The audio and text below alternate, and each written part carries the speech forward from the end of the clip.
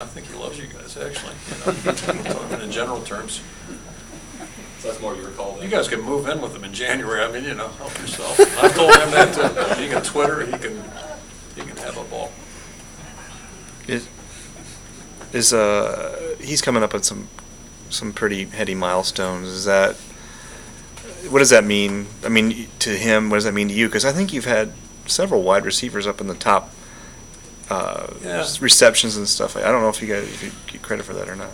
The bottom line is he's been able to play 4 years, basically. That's a part of it, and that's not something you just take for granted. The fact that he's been able to stay healthy, he has been productive, and he's come up with a lot of big plays for us. A lot of deep balls where he's made some good plays. So, when you connect on deep balls, that helps the yardage part of it. But he's done a lot of good things for us, and he's been a real good player. And he's really a pleasant guy. I mean, it's not like I told you before, it's not like we're cats and dogs at all.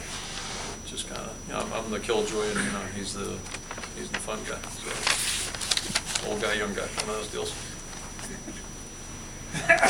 How big was that game 2 years ago for just people getting confidence in Ricky and what he could do in the closing moments of a ball game? I think it was big for a lot of reasons and individuals, but the biggest thing I think was we had gone, and this was well documented, but we had gone through a period where we were having a hard time in those tough, tight games, and obviously that season at one point we were 3-3, I think 5-point loss or whatever. I think it was 5-3-1, right? I think something like that. But anyway, 3 games by a handful of points. So the next step was for us to win a close game. And to win close games, you got to be there in the fourth quarter, and you got to do some things. You got to make some plays and make some stops. And we made a big stop there.